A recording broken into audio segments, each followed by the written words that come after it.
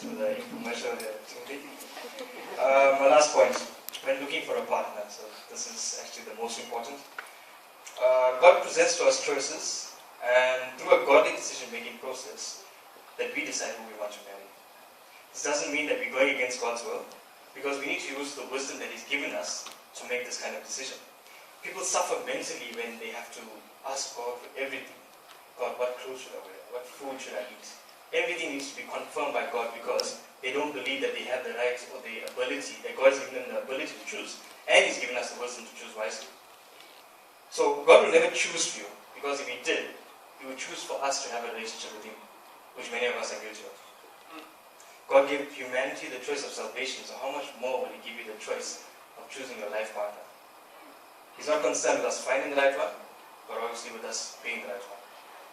Are you willing to compromise your belief in God for a guy or a girl? If someone who can resist Jesus, who is perfectly beautiful, how much more will they resist you in the future, who is imperfectly beautiful? Never put a guy or girl in the place of Jesus. And this is for you ladies. No amount of romance can drive away evil spirits. We all are going to go through attacks from the enemy. And for ladies in this case, you're not looking for a Casanova, you're looking for a priest. At that point in time, that's what you want. So this is something that you need to look for. The most loving thing a guy or a girl can ever do for you is to accept Jesus, if he or she hasn't done so already. If you compromise Jesus for a partner, then it's most likely that you're jeopardizing the other person's chance of salvation. Because what you're doing is, if you compromise Jesus, that means you're showing that you have no respect or no loyalty to your relationship with Jesus. So how do you expect them at a later stage in life, when they are ready to accept Jesus, to have respect for this Jesus of yours? When you took him so lightly, when you chose that partner over him. So by getting involved in someone that doesn't believe in Jesus, you're jeopardizing their salvation, because you chose him over her, over Jesus. So what's going to make them choose Jesus over anything? 2 Corinthians 6:14. He says, don't team up with those who are unbelievers. How can righteousness be a partner with wickedness? How can light live with darkness? Never let prophecies direct you in the choice of a life partner. In the New Testament, the prophet ministry was more confirmational than it was directional. God wants you to hear Him for yourself, so that it helps you with the decision-making process, rather than you running to a prophet, wanting him to hear God for you, so that he can choose a partner for you. Because we run to the prophet, or you go to this service, you're going to meet your partner, you should be wearing this, or you should be wearing that. That's what we're waiting to hear. When we can listen to God for ourselves, and He's given us the ability to choose, and the wisdom to choose wisely. God will present a number of people before you, but there'll be one very good choice. There's no such thing as a perfect choice for the one. You need to go to God and pray and ask Him to help you make this kind of decision. Physical attraction has nothing to do with happiness in a relationship. By the same token, don't think by finding someone that's very spiritual, or very zealous about things of God, or very involved in the ministry, that that's the person that you should marry, or that person is ready for a relationship. That's just a person that's got a good spiritual relationship with God. They could probably know nothing about relationships. They could know nothing about having to love somebody or respect somebody. So we shouldn't I'm not saying that you shouldn't get involved with people like that, but rather get to know those kind of people first before just jumping into a marriage, think that that's a perfect one, not because they've got a good relationship with God. You need to get to know the person. As I said in the first point, knowing what you want, you can't give your heart so freely away. I'm almost at my end. When looking for a man, so this is for the ladies, faithfulness, and I'm talking about faithfulness in the area of finances. I've got two scriptures, Proverbs 20 verse 6. Most men will proclaim each his own goodness, but who can find a faithful man? That was from the New King James Version. Luke 16:10. If you are faithful in little things, you'll be faithful in large ones. But if you're dishonest in little things, you won't be honest with greater responsibilities. So this doesn't mean that you need to find somebody that's rich, but rather someone who can manage his finances. You need to ask yourself a couple of questions. Does he live within his income, or does he borrow unnecessarily? Do you always have to fit the bill when you go out?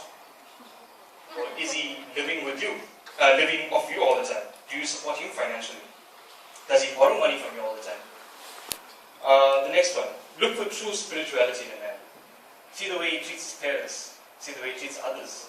Look at the way he manages his finances. Can he overlook offenses, or is he always looking for a fight? Is he stable at his job, and how is his attitude towards his boss? Or is he a job hopper? Do you want to get involved with someone like that?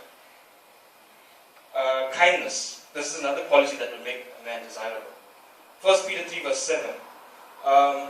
This is for husbands, but even though it's for husbands, the reason why I'm telling all of this, these things may look like it's only applicable for married people. But the reason why I'm telling single people about this is that these are things that can get right before getting married. Why wait to get married, have the problems, and then go to the pastor, go to a counselor, and then try to solve it when we can avoid all that fuss and fuss? Prevention is better than cure. 1 Peter 3 verse 7. In the same way, you husbands must give honor to your wives. Treat your wife with understanding as you live together. She may be weaker than you are, but she's your equal partner in God's gift of new life. Treat her as you should, so your prayers will not be hindered. So ladies, does he scream at you? Does he raise his hand to you? Has he ever threatened you? Do you feel safe around him? Don't blame yourself. I see this happening a lot of the time. Don't blame yourself for him hitting you. I see many women that are very weak and say that, and they don't have a good relationship with God, or don't have a good standing with God, and they say that he hit me because I made him angry, or I made him upset, or I did something he didn't like. Irrespective of what you said or did, whether it's a sin or not, God can forgive you. But that doesn't give him the right to raise his hand. You need to know your worth. Don't allow anybody to treat you that way. Some of us need to realize that, ladies need to realize that you are daughters of the Most High God. You've got royal blood flowing through you. I mean, some of us, we hear it, but we don't believe it. Until we believe it, that's the only time we're going to have freedom. The next one. Look for a guy who can lead you well. The husband is meant to be the head of the home, but this doesn't mean that the relationship should be based on dictatorship. This is something that you need to decipher at the beginning of the relationship. Whether he's always dictating to you, or whether he's leading you well. Next one. If you know a guy who's very involved in ministry, or someone who travels a lot because of his job, or maybe a guy that works with a lot of women, you need to decide at the beginning whether you owe him that. Whether you accept it, whether you can deal with it, and whether you're going to be happy with it. If you know this at the very beginning, or the very outset, before you all actually get into a committed relationship. Don't go 3 years down the line and say, oh, I don't know that you're going to be at church this week, or why can't you spend more time with me? Or why you always have to go out, why you can't stay at home, or why are you talking to all these women at work and stuff like that. All this can be avoided if you choose whether you want to accept it or not at the very beginning. You've got a choice. If you have that choice at the beginning, if he's with the same job. The next one. Find someone who's tough enough to remain tough at all times. There will be seasons in life where the load will be heavy, and it will be good for you if you could support him and encourage him. But if he's a man that falls under pressure, doesn't follow through, falls in the cracks, and always have to be reminded to fulfill his responsibilities because of him being lazy, then you have a problem. Next one. Consider how he is with children. Do you think he's going to be a good father? You can determine this by the way he interacts with children now, before you have kids. Because you don't want him to give you kids just because you want them. So once you have the kids, it becomes your responsibility. So he's done what he's needed to do. He's fulfilled your desire. Now it's your job to raise the child. It shouldn't have to be that way. Another thing, which you probably have seen many a times, dating. Dating life would be great. But it's a whole other ballgame when you throw children into the equation. Next one, is he a one-woman man? 1 Timothy 3 verse 2. So an elder must be a man whose life is above reproach. He must be faithful to his wife. He must exercise self-control, live wisely, and have a good reputation. If he's a very flirtatious woman, then he's not a one-woman man. The same is true if he's easily aroused by other women or cheats on you. This doesn't mean that there's something wrong with you, that you need to change yourself, whether the way you are or the way you look, to look a certain way that would please him. Because this has nothing to do with you. You're not wrong in this situation. But rather this is the problem that he has in his heart that he needs to deal with. So don't sell yourself short. Know your worth. Job 31 verse 1. I made a covenant with my eyes not to look at lust at a young woman. And the last one for you ladies. How valuable are you to him?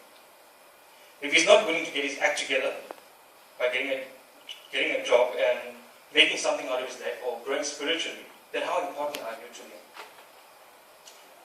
In the Titanic, when the ship was going down, I don't know if you can recall what they were saying as they were getting people off the boat. There was something that they said specifically. Women and children. Nowadays, if you have to ask that question, because of equality, let's say equal amount of men and women thereof. As much as we'd like to think that's not true, but that's how the world is nowadays. I believe we as men of God, we need to lay our lives down for our wives, if you put in a situation like that. Jesus Christ loved the church wholeheartedly. He laid his life down for his church. That's how we should lay our lives down for our wives and our children. If it means us going down in the ship, so be it. So, ladies, will he die for you gladly? And how much of a treasure are you to him? Right, guys, what to look for in a woman? Prudence. That's the use of practical wisdom and the ability to reason. Prudence is our main skill. I'm serious. Anyway, I never knew what prudence meant, so I looked it up and it says, a woman who is prudent is one who manages her time well, always looking ahead to plan and prepare for upcoming activities, appointments, and even potential schedule changes. Nothing knocks her too far off course. She has a clear overall view and understanding of the daily operation of her home. She knows when to fix a formal sit-down dinner and when to prepare sandwiches ahead of time. She's not afraid to take a little downtime when she knows she has a busy week ahead of her. She recognizes the importance of rising early to make use of the quiet time available to her to rest in the presence of God. And at the end of the day, she still has enough left in her to thank God for the energy and inspiration to carry out the responsibilities that He's allotted to her. How many of you women can relate to that? Very good. The next one, a virtuous woman. That's found in Proverbs 31, verses 10 to 31. I'm not going to get into that now. There's one woman in the Bible that is noted as being virtuous. There's only one that's being mentioned as being virtuous. Does anyone know? I'll give you a clue. The man who married her would have been a ruthless man if he didn't. Yeah.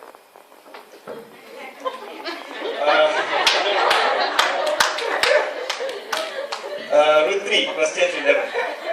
The Lord bless you, my daughter, Boaz exclaimed. You are showing even more family loyalty now than you did before. For you have not gone after a young man, whether rich or poor. Now don't worry about a thing, my daughter. I will do what is necessary for everyone in town. For everyone in town knows you are a virtuous woman. You can look at Proverbs 31, you'll know what a virtuous woman is. Next one. Guys, look at who God puts in front of you. Sometimes the lady that you're meant to be with could be the one that you're working with. Could be the one that you're traveling with. She could be in your salary. She could be young enough. She could be young adults. Don't overlook good Christian women because of the situation that they're in. They could have children, maybe divorce. Maybe they're shy. And that's probably because they don't stick out. And that's also probably because they are more reserved. Next one, you must be able to honor her and the people she's closely related. Earn the favor of those who love her. Be more a part of her world because you have nothing to hide. Don't be someone that wants to take her out of a good social network so that you guys can always be alone. It's not something you should drop off, especially if she's got a good social network. We need to respect that and honor that. And the same applies to women as well, in terms of the relationship a man has with his family and his friends. The next one. Is she satisfied with your attention and affection alone? 1 Timothy 2 verse 9. And I want women to be modest in their appearance. They should wear decent and appropriate clothing and not draw attention to themselves by the way they fix their hair or by wearing gold or pearls or expensive clothes. Now if she's like this, loving the attention of guys, this means that the attention you give her is not enough. A woman like this may be a good time, but she may not be a good wife or a good legacy. She's not going to be satisfied with your affection because she loves all the male attention she receives. The next point. Can you provide for her the lifestyle she expects? 1 Timothy 5:8. But those who won't care for their relatives, especially those in their own household, have denied the true faith. Such people are worse than unbelievers. Now, can you provide the lifestyle she expects? If she comes from a home where she's always had the luxuries, the best things that money can buy, are you sure you're willing to, you think you'll be able to meet those desires of hers? The difference between her expectations and your provisions could lead to disappointment and conflict.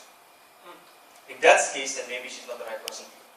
But obviously you can decide this at the beginning, rather than leaving it when it's too late and and you know that you can't provide for her, and then you end up doing things that you're not supposed to, and this could probably start affairs and things like that, and could just spiral out of control. Is she like the negative woman in Proverbs? Proverbs 27 verse 15. The quarrelsome wife is as annoying as constant dripping on a rainy day. A dripping tap was used as torture during war times. A man rather, I think this is in the Bible as well, a man rather sits on the corner of a roof all by himself than to be with a nagging wife. No guy wants an overbearing Even if wife. it's not in the Bible. Yeah. Just to further elaborate, I just got one quick video. It's probably something you've seen on TV. Just give me a second.